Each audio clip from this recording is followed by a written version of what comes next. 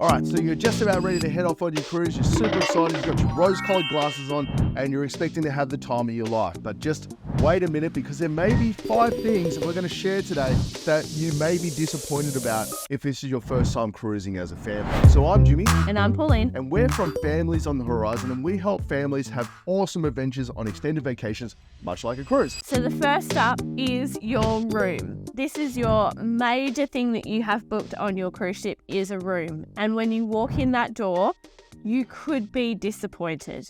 It could be too small. You might not have the right beds. Someone might be on a rollaway bed when you didn't think they would be. All those kinds of things. This can really, really disappoint your trip.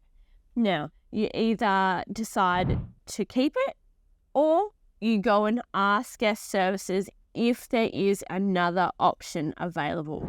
You decide on whether this room is going to disappoint your trip. It's going to upset everyone by having this smaller room, or you don't have a bed and all these kinds of things. Or you go and ask guest services and just ask the question to see whether there is another room available that might make your trip a little bit better. You got to remember too that you don't actually spend that much time in your rooms. It's really just there for sleeping, and that's about it. So if the room is small and guest services doesn't necessarily want to do anything about that, it's not actually the end of the world, because most of the time you're going to be out in the rest of the ship where all the fun happens. So we've had rooms where we've gone, wow, this is really small, and I kind of am disappointed with the size of it. Yeah. But what do? You just roll with the punches, and if you let that sour the trip and make the rest of the trip bad, then it's just going to jade your whole experience. So just roll with the punches and go, yep, the room's small, but it's functional. It's going to do what we need it to do. And if it's really that bad, like Pauline said, hit guest services up, explain your situation. You remember that they're there to try and please you. So if they can, they'll do what they can to make amends and make it better for you. The next thing that's bound to upset a lot of people, especially families, when it comes to cruising, is they picture them sitting on the decks for 16 days or 10 days, just relaxing, and the kids in the pool, and everyone's just relaxing and unwinding. A lot of times it doesn't work like that, especially because the weather has a lot to do with it. You got to remember that you're on the open ocean, and there's only so many times that they can open the pool where it becomes in the open ocean when it's rough, where it doesn't become a safety risk. So, a lot of times you'll go up to the pool area and the pool will be closed, and you'll be like, oh, that ruins my day, or that ruins my plans, because we were just going to sit around the pool, let the kids swim and us relax. This goes for activities as well, which Pauline will cover off in a sec, but that goes for activities as well. The way we get around that is we always kind of have a plan B in place. So if we go up in the upper decks and up to the pool deck, say for instance, and the pool's closed, we always kind of know what our rollback is, and that's generally playing cards or walking around the ship or trying to find their friends and things like that. But yeah, you got to be prepared that the weather will put a very, very big spanner in the works, especially if it starts to get rough. And that also works too with seasickness. You may be disappointed that you or your family is seasick all the time or not enjoying it. And this is why we highly recommend that if you do get seasick, to go and see the medical center, go and pay the $100 and something for an antihistamine shot to help improve that. And we are going to make a video on strategies to improve, so there's less chance of getting seasick, because that can really ruin your trip as well. So you've hyped up this kids club for the kids, and you've told them there's activities and they'll make friends and you can watch videos and there's games and there's all this kind of stuff throughout the day. Like on our ship at the moment, we've got 3 sessions a day. However, your kid might not like it. They might get in there and say, there's too many kids screaming and this kid hit me and I don't get to do what I want, and I'm not going in there. You can't make me go in there. I want to be doing anything else other than kids club. What do you do with that? Like you've come onto this ship to have a good time, to relax, to, without the kids, to let them play and, be with other kids, to do activities, and you just want to sit there and relax. So what do you do in that situation? Now, we had that situation at the start, and we just said to the kids, just give it another try. The first day, all the kids were in there because everyone's decided, right, all these kids are going into kids club. And it got really, really rowdy.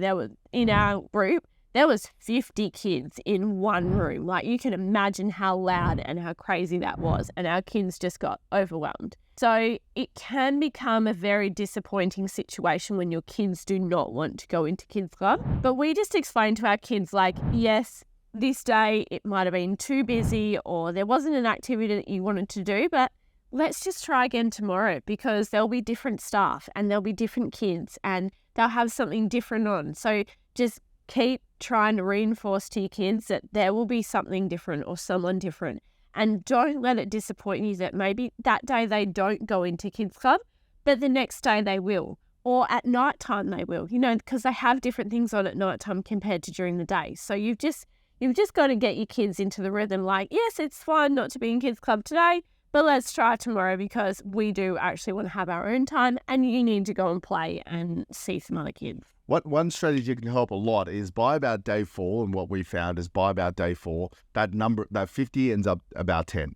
10 or 12. Yeah. The numbers really drop off after the first few days as the novelty kicks off. Yeah. All those parents with kids that don't want to go to kids club, they just don't try again, and they just disappear. That is the perfect opportunity to send your kids to kids club, because there's less numbers and it gives them an opportunity to make friends. So our boys like to go to kids club because they've made a few friends in kids club now, and that's their chance to go and play with them outside of the pool and things like that. So yeah, it really is worth trying again and again, just to get them and try different times.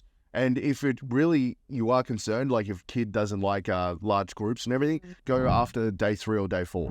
Send them on their first day in day 3 or day 4 when the numbers are a lot less. All right, so we're in day 5 at the moment, or technically day 6, and the boredom has kind of kicked in, right? It's a big ship, but you can only sit by the pool so many times, right? There's only so many times that your body's like, yeah, I'm good, I'm done relaxing, I need some stimulation. So what do you do about that? How do you curb the boredom for you and your kids? Now that's a hard one on a cruise ship when obviously you can't get off, right? We look up the Royal app because there are a multitude of things going on in the day. And once we get to about day 5 and day 6, they ramp up the amount of stuff that is going on this ship, because they know that people are getting bored. The weather outside at the moment isn't great, so they've closed one of the pools. So it then becomes the staff's duty to start all these other things. So there is activities for the kids. There's activities for the adults. Yes, some of them can be boring as well. Yeah, there's a whole bunch of people drawing bookmarks, right? But it is obviously people are just trying to find something to do. So you really need to come on the cruise ship knowing that there is a point when you're going to get bored. And this happens to everyone. Doesn't matter. If you're on a 5-day cruise or a 7-day cruise, you may not come across it. But if you're on anything longer than the 7 days, you speak to anyone that cruises for any period of time, and you'll see what the veterans have, and this is what Pauline's going to talk about. Yeah. So you'll see people with books, you'll see people with Kindles, iPads, cards, crossword puzzles, all that kind of stuff.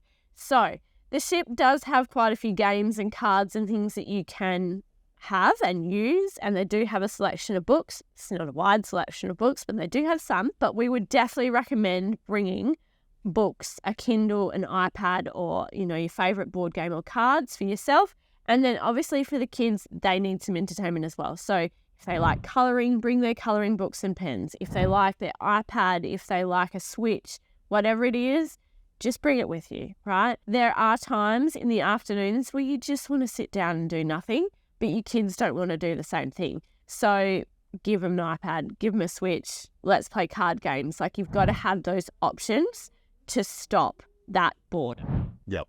You got to remember too, you can look at that as a disappointing thing, but I look at it as an opportunity to learn a new skill or practice something that you haven't had time at home to do because of life.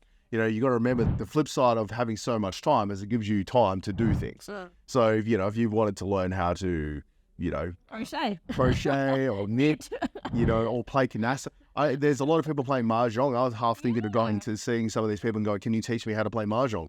You get opportunities to do that kind of stuff that you wouldn't be able to do at home. So you can look at it as a negative, but if you're prepared and you in advance, then it won't be as big an issue for you. Okay, so the ships do have a lot of activities. They really do try and make sure that people get their money's worth out of the cruises. But the thing is, there's only so many activities for 4,000 or 5,000 people.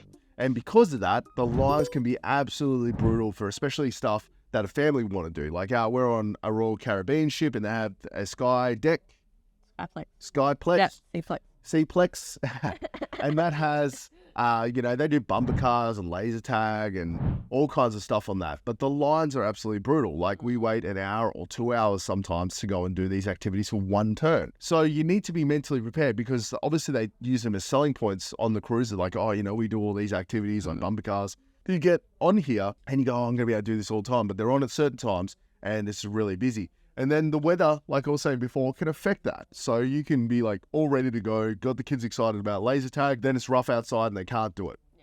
So I think you have to be mentally prepared for that because if you just come on this and you have the mentality like, oh, the lines are too big, I have to wait in line, then you can get really disappointed. The way we think about this stuff is like, yes, we have to wait in line, but what else would we be doing?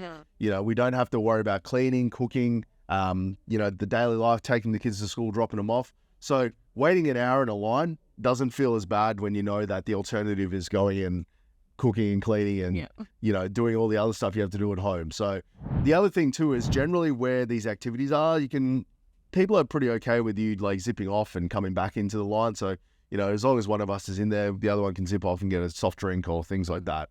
So it's not too bad. And like I said, just always have a plan B for the weather. If an activity gets cancelled, you can't do anything about it. It's no use complaining. They don't control the weather. Yeah. And it's a good opportunity to go and practice your card games and things like that with your family. All right, so those are the 5 things that I think people would get disappointed about the most when they come on a cruise. And if they prepare for that, there's less chance of it being an issue. And again, for every negative, there's a positive. And you got to remember that you're on the high seas having a fantastic time. You don't have to cook, clean, and hopefully the kids will enjoy kids clubs. So there's always positives. But if you're mentally prepared for those, there's less chance of you having a bad experience when you're cruising because it is fantastic. It is a lot of fun. So if you haven't yet, make sure to subscribe to the channel because we've got lots of content on cruising if you're planning on going on a trip. We also talk a lot about vacations and just traveling as a family. And also leave a comment. If there's something else that you think families will be disappointed about, leave it in the comments and we can talk about it in the future video. So I'm Jimmy. And I'm Pauline. And we'll catch you all on the horizon.